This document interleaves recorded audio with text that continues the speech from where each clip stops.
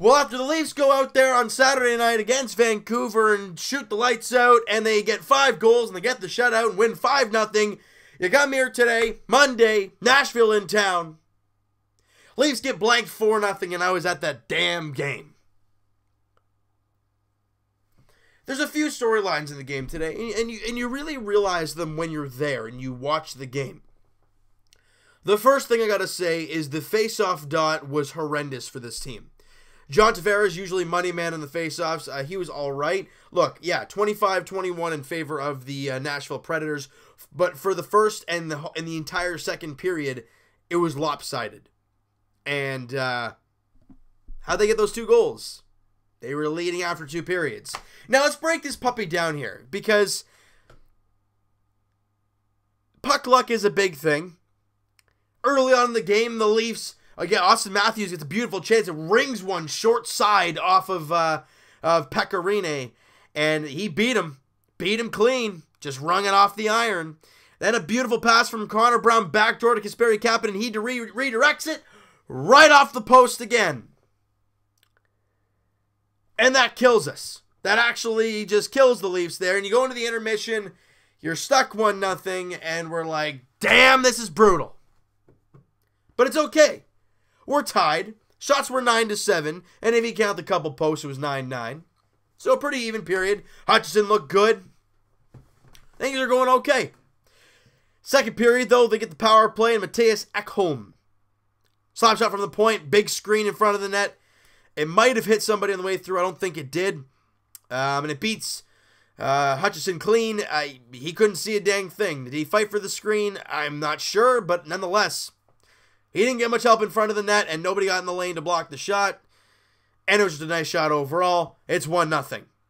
Not long after that, though, puck gets down low into the Nashville zone, right in front of Pecorine. Janssen has parked his butt in front. The defenseman's behind him, and the puck is on Jansson's stick.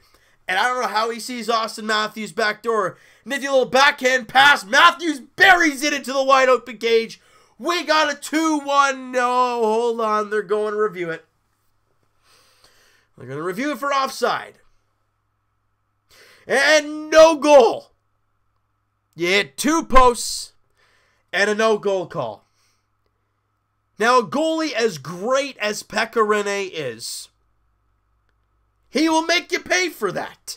He will, and he did the rest of the way. However, the Leafs, in that game against Vancouver, I'd say at least 2, I think 2 of the 5 goals were redirections off their defensemen. You know why?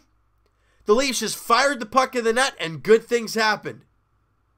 Today, that did not happen. The Leafs did not fire shots on the net. When they did, they were either blocked or they were easy saves. Look, in the early parts of the game, the Leafs didn't play a bad hockey game. They looked like your prototypical second night of a back-to-back where you have a great start, you come out flying, and then it slowly dwindles away. Now, yeah, they scored 2 goals late. Sissons and Fiala scored 2 late goals. Doesn't really matter. Sucks for Hutchinson, though. He had a pretty good game, and yet those goals make it look bad. He had 4 goals on 28 shots. That looks terrible. Yet those 2 garbage goals, he didn't get any help. And by the way, the second goal of the game was a Subban point shot deflected in by William Nylander. That was a very high tip. It was right out near where he took the slap shot from. And obviously, big screen in front of the net, and a deflection, and went into the top corner. Nothing he can do about that, can Michael Hutchinson. I thought he played another good game. All 3 games he's been on, I thought he's looked steady. He's made the saves that he needed to. Yeah, he gave up 2 goals in this game. 2 by their defensemen. But that's what the Predators are. They're a really, really good defensive team. They have a very good goaltender in Pecorine. And they have a sustainable offense. That's why they're a Stanley Cup contending team every year. Are they struggling lately? Yeah, they are. But they got Philip Forsberg back. Was this his first game back? Because last time I checked, he was on the injured list. He's not now. They still have Kyle Turris there. But, look, tonight was a night where the Leafs did not have their legs for most of the game, weren't really firing pucks to the net, and when they did, they were either getting robbed, hitting posts, getting called for offside, and they were right calls. I'm not saying they were wrong calls. It was an offside, and they hit the post. It's the way hockey goes sometimes, guys. You win some, you lose some. Hutchinson's been good. Frederik Andersen, as much as I've loved what Hutchinson has done, Frederik Andersen is the expected starter there on Thursday. The Leafs have 2 days off before they head to New Jersey, taking on the Devils, a team that is 16, 18, and 7, a team that you should beat. With Frederik Andersen back as well, you should beat them. You know, the offense needs to get cooking again. The Leafs are they're still 27, 13, and 2. That's still a crazy damn good record. But if we're here talking about this game, the face-off circle was a problem. And the reason why that's such a big issue is because you don't start with the puck then. And that becomes a problem when you have power plays and you can't win draws, because what happens when they initially draw the penalty? You get a face-off in their zone. You lose the draw, they clear the puck, and you're automatically in chase mode, and then you got to regroup and reset up. You win the draw, you're already set up and ready to go. So that was a big issue there early on, I thought. I mean, did they get better later on? Yeah, well, they were already down 2-0, and probably a couple faceoffs happened there at the end when it was already 3 or 4-0. So, look, were the Leafs good today? Not so much. The defense, they were looking for a lot of stretch passes and not a lot of tape passes. A lot of passes in skates. And it was just a weird game. A game where it was not your prototypical Leaf game where we're used to seeing them get a lot of goals. You're used to getting them getting a lot of scoring chances from start to finish of the game. And getting shut out.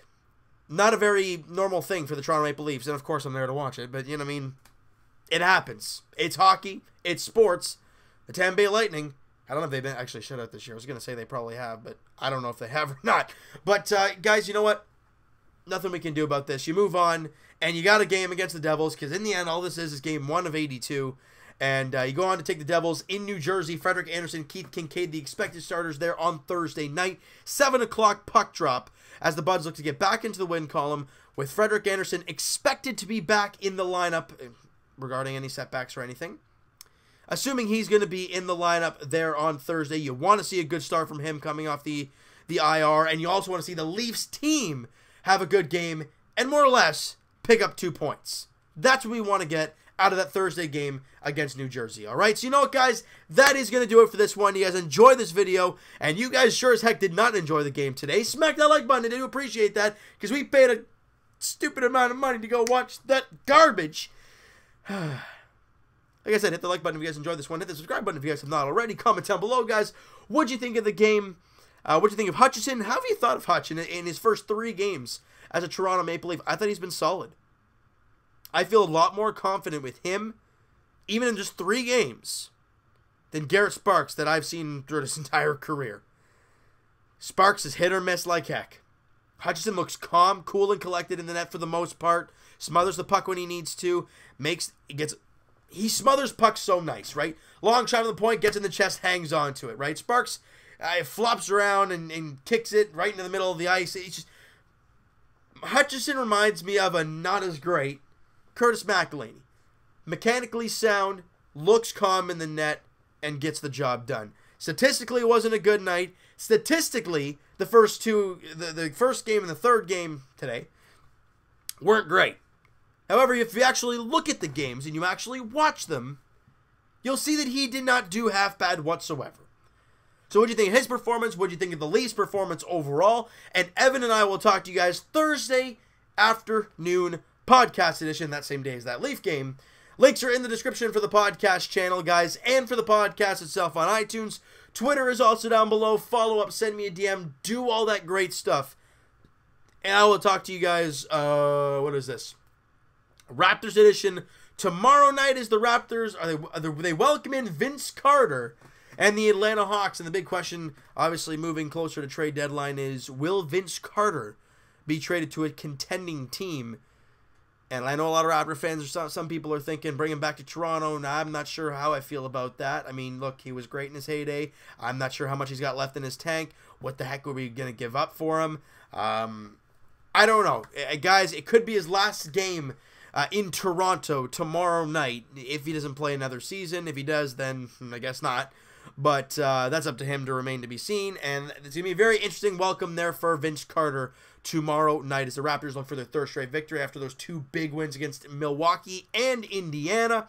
All right, and as for the Leafs, guys, like we've been saying, they take on the New Jersey Devils in New Jersey on Thursday night, January 10th, 7 p.m. puck drop. Frederik Andersen, Keith Kincaid are the expected starters. Nothing's been confirmed. We assume Frederik Andersen is going to be playing on Thursday, but we don't know for sure. Hasn't been confirmed by coach yet, and that won't be probably confirmed until Thursday morning. So we're going to have to wait and see how that plays out, guys. Hope you guys enjoyed this video, and we'll talk to you guys then.